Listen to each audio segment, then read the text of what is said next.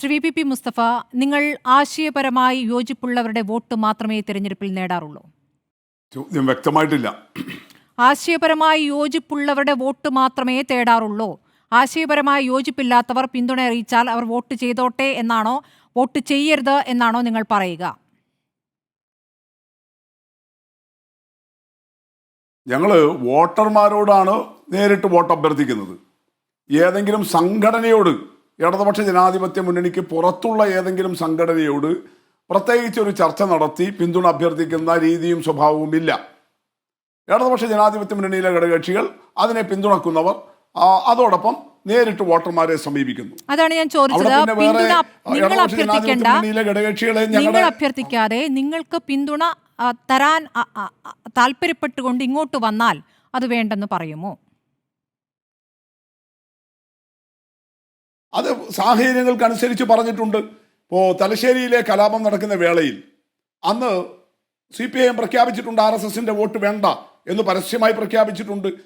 അവിടെ തലശ്ശേരി മണ്ഡലത്തിലെ ഉപതെരഞ്ഞെടുപ്പ് ഇതുപോലെ നിലമ്പൂരിലേതുപോലെ 1972 തലശ്ശേരിയിൽ ഉപതെരഞ്ഞെടുപ്പ് നടന്നപ്പോൾ RSSന്റെ വോട്ട് വേണ്ട എന്ന് പ്രഖ്യാപിച്ചിട്ടുണ്ട്. അങ്ങനെ സാഹചര്യങ്ങൾക്കനുസരിച്ച് കൃത്യമായ നിലപാട് സ്വീകരിച്ചിട്ടുണ്ട്. ഇപ്പം മതരാഷ്ട്രവാദികളുടെ വോട്ട് സ്വീകരിക്കാറില്ല. 87 ശേഷം 1987 ശേഷം കേരളത്തിലെ ഇടതുപക്ഷ ജനാധിപത്യ മുന്നണി ഒരു സെക്യുലർ സ്വഭാവത്തിലാണ് പോകുന്നത്. ആ മതനിരപേക്ഷ ഉള്ളടക്കത്തിൽ തന്നെയാണ് ഞങ്ങൾ പ്രവർത്തിച്ചുകൊണ്ടിരിക്കുന്നത്. അതുകൊണ്ട് ആ നിലയിലുള്ള വോട്ടുകൾ മാത്രമേ, ആ നിലയിലുള്ള സംഘടനകളുമായിട്ട് മാത്രമേ ഞങ്ങൾ ചങ്ങാത്തം ഉണ്ടാക്കാറുള്ളൂ. നിങ്ങൾ ചങ്ങാത്തമാണോ അതോ സഹകരണമാണോ എന്നറിയില്ല. നിങ്ങൾ സഹകരിച്ചതിൻ്റെയും ജമാഅത്തെ ഇസ്ലാമിയുമായി ബന്ധപ്പെട്ടും വെൽഫെയർ പാർട്ടിയുമായി ബന്ധപ്പെട്ടും നിങ്ങൾ നടത്തിയ പ്രതികരണങ്ങളും വർഷങ്ങൾക്ക് മുമ്പുള്ളതുണ്ട്. അതൊക്കെ തന്നെയും ഈ ഘട്ടത്തിൽ വന്നിട്ടുള്ളതാണ്. അടുത്ത ചോദ്യം ഇതാണ്, ശ്രീ VPP മുസ്തഫ. ഹിന്ദു മഹാസഭ നിങ്ങൾക്കൊരു തരത്തിലും ആശയപരമായി യോജിപ്പുള്ള ഒരു സംവിധാനമല്ലല്ലോ.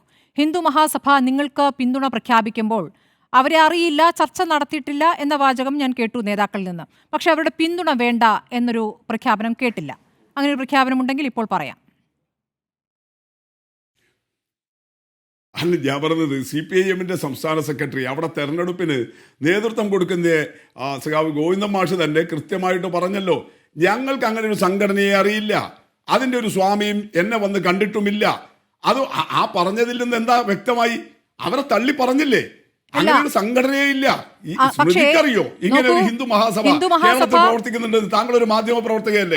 അങ്ങനെ ഒന്നും ഇല്ലല്ലോ. അല്ല, അങ്ങനെ പറയാതിരിക്കൂ. അങ്ങനെ ഒന്നുണ്ടെന്നും അങ്ങനെ ഒരു സംഘടനയുടെ നേതാക്കളായ ആളുകൾ തന്നെ അവകാശപ്പെടുന്നു ഞങ്ങൾ ഇത്തവണ പിന്തുണയ്ക്കുന്നു എന്ന്. ആ പിന്തുണ വേണ്ട എന്ന വാചകം കേട്ടിട്ടില്ല എന്നാണ് ഞാൻ പറഞ്ഞത്. ഇപ്പോൾ MV ഗോവിന്ദൻ പറയുന്നു ഞങ്ങൾ കണ്ടിട്ടില്ല, ഞാൻ കണ്ടിട്ടില്ല, എന്നെ കാണാൻ വന്നിട്ടില്ല എന്ന്. പക്ഷേ വിജയരാഘവനുമൊത്തുള്ള ഈ പറയുന്ന ഹിന്ദു മഹാസഭയുടെ കാവ്യവേഷധാരിയായ ആളുകൾ ഒപ്പമുള്ള പടമുണ്ട്. അപ്പോൾ അദ്ദേഹം പറഞ്ഞിരിക്കുന്നത് തന്നെ കാണാൻ ഈ പറയുന്ന വൈദികരെത്തും, അതോടൊപ്പം മറ്റ് മതത്തിലെ ആളുകളെത്തും, ഈ പറഞ്ഞ കാവ്യവസ്ത്രധാരികളും എത്തിയിട്ടുണ്ടാകാമെന്ന് പറയുന്നു. അപ്പോൾ അങ്ങനെ വന്ന് കണ്ടിട്ടുണ്ട്, ഞങ്ങൾ പിന്തുണ പറഞ്ഞിട്ടുണ്ട് എന്ന് ഇവർ പറയുമ്പോൾ അത് വേണ്ട എന്ന വാചകം എന്താണ് ഇല്ലാത്തത്? അല്ല, ഞാൻ പറഞ്ഞത് ഇതിനപ്പുറം ഈ പിന്തുണക്കുന്നവരെ അപഹസിക്കാൻ വേറൊരു വർത്തമാനം വേണ്ടോ? ഈ ഞങ്ങളെ പിന്തുണക്കുന്നു പറയുന്നവരെ ഞങ്ങൾക്ക് അറിയുകയില്ല എന്ന് പറഞ്ഞു കഴിഞ്ഞാൽ അവിടെ അത് ക്ലോസ് ആയില്ലേ?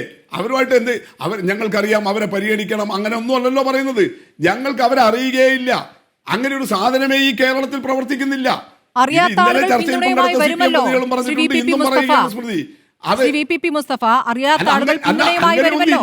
കേരളത്തിൽ നോക്കൂ, ഹിന്ദു മഹാസഭ സംഘടന കേരളത്തിൽ ഇല്ല. ശ്രീ VPP മുസ്തഫ കേസ് കൊടുക്കണം. CPMനെ കരുതിച്ചു പ്രതികരണം നടത്തുന്ന ആളുകളാണെങ്കിൽ ഹിന്ദു മഹാസഭയുടെ സംസ്ഥാന പ്രസിഡന്റ് സ്വാമി ദത്താത്രേയ സായി സ്വരൂപനാഥ് എന്നാണ് അദ്ദേഹത്തിന്റെ പേര്. മലപ്പുറം ജില്ലാ പ്രസിഡന്റുമുണ്ട് ഹിന്ദു മഹാസഭയുടെ. അപ്പോൾ ഈ രണ്ടുപേരുമാണ് പിന്തുണ പ്രഖ്യാപിച്ചുകൊണ്ടുള്ള പ്രതികരണം നടത്തിയിരിക്കുന്നത്. ഇവർ കള്ളത്തരം കാണിക്കുന്നു, CPMനെ കരുതിച്ച് കാണിക്കാൻ ശ്രമിക്കുന്നു എന്നാണെങ്കിൽ CPM കേസ് കൊടുക്കേണ്ടതല്ലേ? മാനനഷ്ടത്തിന് കേസ് കൊടുക്കേണ്ടതല്ലേ?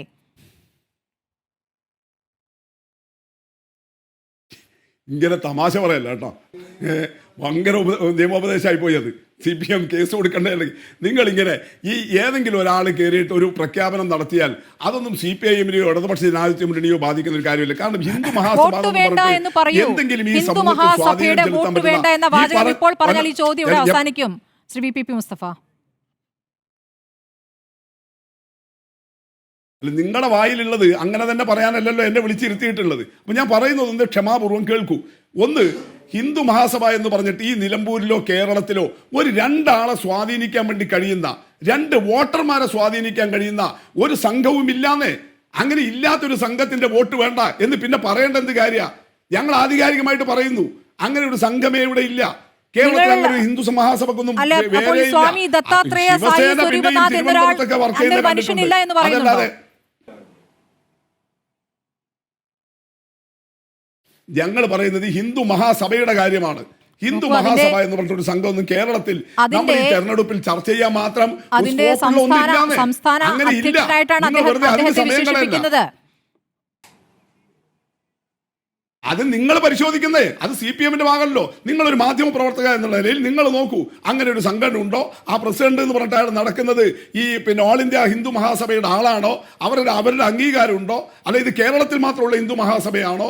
ഇതൊക്കെ നിങ്ങൾ നോക്കിയിട്ട് പറയൂ.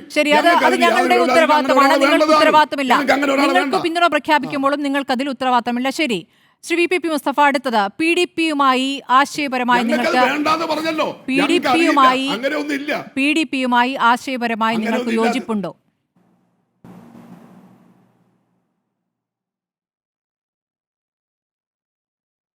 അതില് കൃത്യമായിട്ട് വ്യക്തത വരുത്തേണ്ടതുണ്ട്.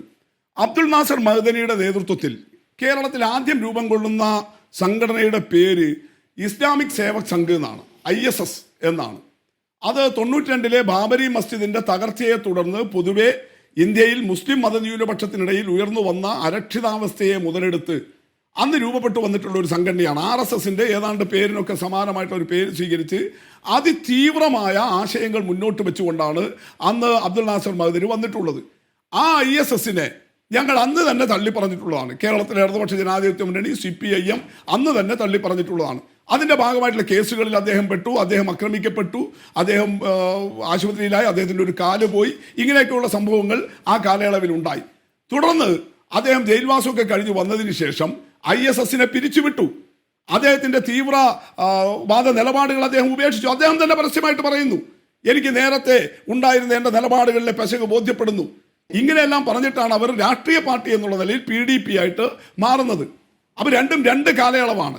അതിനുശേഷമുള്ള മദനി അദ്ദേഹത്തിന്റെ നിലപാടുകളെ പരസ്യമായിട്ട് തള്ളിപ്പറയുകയാണ്. പൂർവ്വകാലത്ത് അദ്ദേഹം സ്വീകരിച്ച സമീപനത്തെ തള്ളിപ്പറയുകയാണ്. അതിൽ അദ്ദേഹം ഖേദം പ്രകടിപ്പിക്കുകയാണ് സമൂഹത്തോട്. അങ്ങനെ ഒരാൾ നവീകരിക്കപ്പെട്ടു വരികയാണ്. അദ്ദേഹത്തിന്റെ ആശയങ്ങളും അദ്ദേഹത്തിന്റെ നിലപാടുകളും അതിന്റെ ഭാഗമായിട്ട് സ്വാഭാവികമായും PDP പിന്നീട് എടുത്തിട്ടുള്ള നിലപാടുകൾക്കനുസരിച്ച് ഞങ്ങളും അവരോട് കൃത്യമായുള്ള സമീപനം സ്വീകരിച്ചു. വർത്തമാനകാല PDP-യുടെ ആശയം എന്താണ്?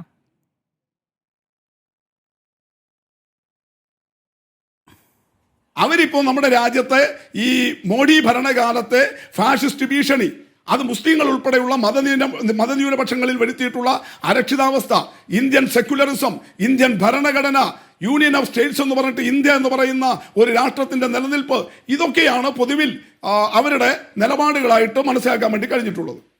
നിങ്ങൾക്ക് ഈ ജയിലിൽ നിന്ന് മടങ്ങി വന്ന ശേഷം മാതിരി നടത്തിയ പ്രസംഗത്തിൽ എവിടെയും തീവ്ര നിലപാട് നിങ്ങൾക്ക് കണ്ടെത്താൻ കഴിഞ്ഞിട്ടില്ല അല്ലേ? അതോ അത് നിങ്ങളത് പരിശോധിച്ചിട്ടില്ല എന്നാണ്? ശരിയാണ്, ഞാൻ കുറെ യുവാക്കളെ വഴിതെറ്റിച്ചു എന്നുള്ള കുറ്റബോധം അദ്ദേഹത്തിനുണ്ടായിട്ടുണ്ട്. അദ്ദേഹം ജയിലിൽ കിടക്കുന്നത് ഏത് തരത്തിലുള്ള മനുഷ്യാവകാശ ലംഘനമാണെന്നുള്ള കാര്യം കേരളം ചർച്ച ചെയ്തിട്ടുണ്ട്. പക്ഷേ ഞാൻ ആ പ്രസ്ഥാനത്തിന്റെ ആശയത്തെക്കുറിച്ചാണ് ഞാൻ ചോദിക്കുന്നത്.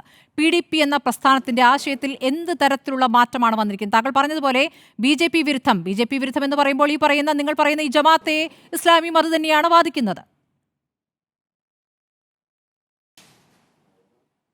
അല്ലല്ല, രണ്ടും വ്യത്യാസമുണ്ട്. ജമാഅത്തെ ഇസ്ലാമി കേവലമായ BJP വിരുദ്ധതയല്ല പറയുന്നത്. ജമാഅത്തെ ഇസ്ലാമി ഹിന്ദു വിരോധം അല്ലെങ്കിൽ അന്യമത വിരോധം, ഇസ്ലാം അല്ലാത്ത എല്ലാ വ്യവസ്ഥകളോടുമുള്ള വിരോധം, ആ വിരോധം പ്രഖ്യാപിച്ചിട്ട് ഹുക്കുമത്തെ ഇലാഹി, ദൈവത്തിന്റെ രാഷ്ട്രം, അങ്ങനെ ഒരു ദൈവിക രാഷ്ട്രം സൃഷ്ടിക്കണം എന്നുള്ളതാണ് ജമാഅത്തെ ഇസ്ലാമിയുടെ നിലപാട്. അല്ലാതെ കേവലമായ RSS വിരോധമോ ഇന്ത്യയിലെ ഇപ്പോഴത്തെ നവഫാസിസത്തിന്റെ ഭീഷണിയുടെ പ്രശ്നങ്ങളോ അല്ല ജമാഅത്തെ ഇസ്ലാമിയുടെ നിലപാട്. അവർക്ക് RSSനെ പോലെ തന്നെ അവർ ഹിന്ദു മതരാഷ്ട്രമാണ് പറയുന്നതെങ്കിൽ ഇവർ മുസ്ലിം മതരാഷ്ട്രം, ഇസ്ലാം മത രാഷ്ട്രം എന്നുള്ള നിലയിലുള്ള നിലപാട് സ്വീകരിച്ചു പോകുന്നു. അങ്ങനെ ഒരു നിലപാട് എനിക്കറിയാൻ വേണ്ടി കഴിഞ്ഞിട്ടില്ല. വെൽഫെയർ പാർട്ടിയുടെയും പിന്തുണ സ്വീകരിച്ച കാലത്ത് അവർക്ക് ആശയപരമായ മറ്റൊരു നിലപാടുണ്ടായിരുന്നു. ജമാഅത്തെ ഇസ്ലാമി ഒരിക്കലും CPIM-നെ പിന്തുണച്ചിട്ടില്ല, ഇടതുപക്ഷത്തെ പിന്തുണച്ചിട്ടില്ല.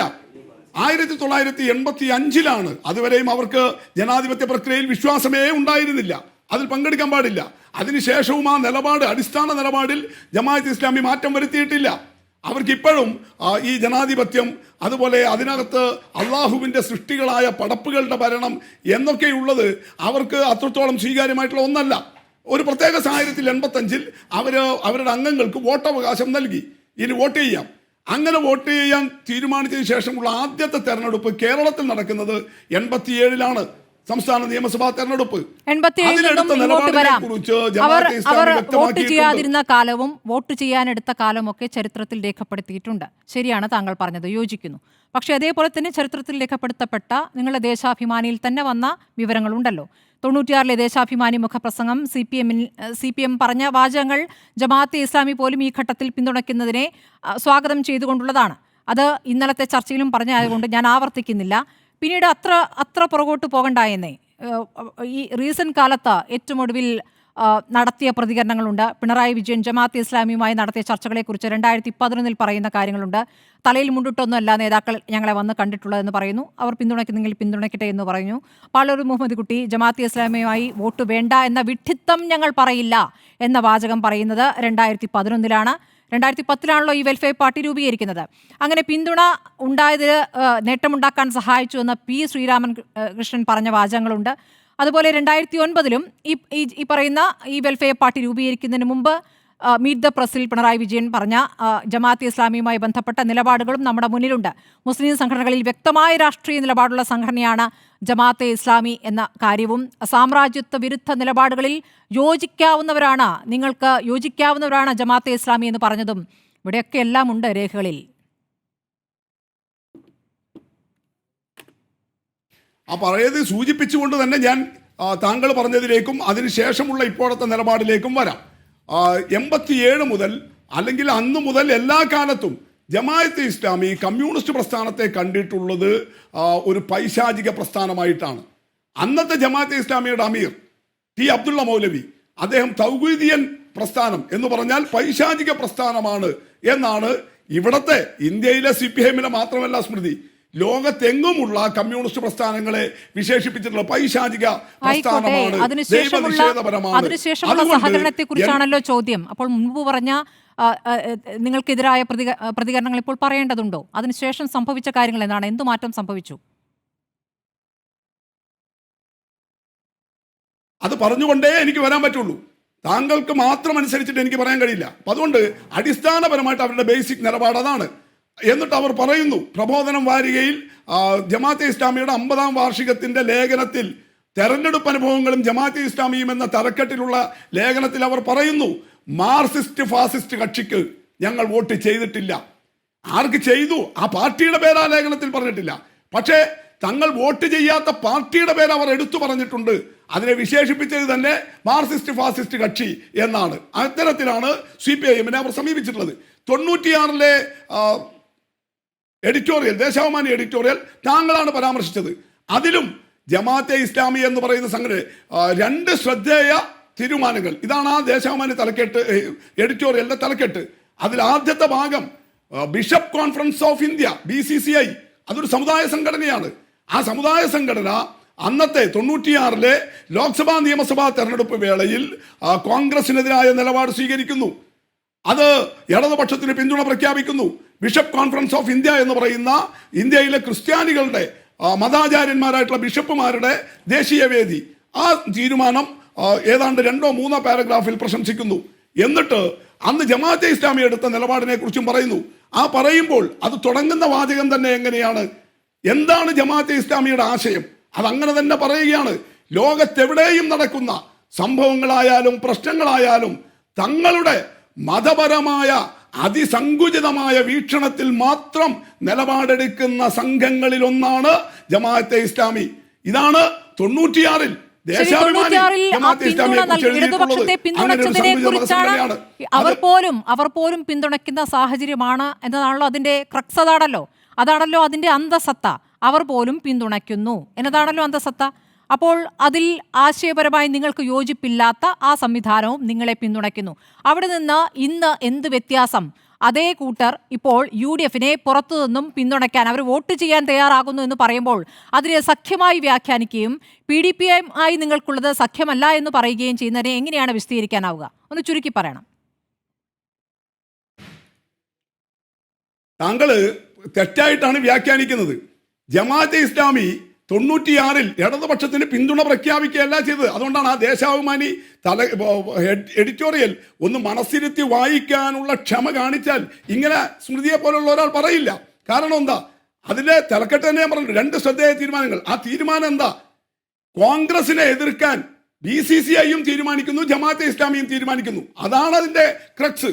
അല്ലാതെ ഞങ്ങളെ പിന്തുണച്ചു എന്നല്ല, ഇടതുപക്ഷത്തെ പിന്തുണച്ചു എന്നല്ല. നിങ്ങൾക്ക് ഇങ്ങനെ ക്രക്സ് മാറ്റി പറയാമായിരിക്കാം. പക്ഷേ അതിലെ വാചകം ഇതാണ്. ഇത് ഇന്നലെയും വായിച്ചുകൊണ്ട് ഒരു ആവർത്തന വിരസത വരും കാണുന്നവർക്ക്. വരുന്ന ലോക്സഭാ നിയമസഭാ തെരഞ്ഞെടുപ്പുകളിൽ ഇടതുപക്ഷ ജനാധിപത്യ മുന്നണി സ്ഥാനാർത്ഥികൾക്ക് വോട്ട് ചെയ്യാനാണ് അവർ തീരുമാനിച്ചിരിക്കുന്നത്, ഈ പറയുന്ന 2 കൂട്ടരും.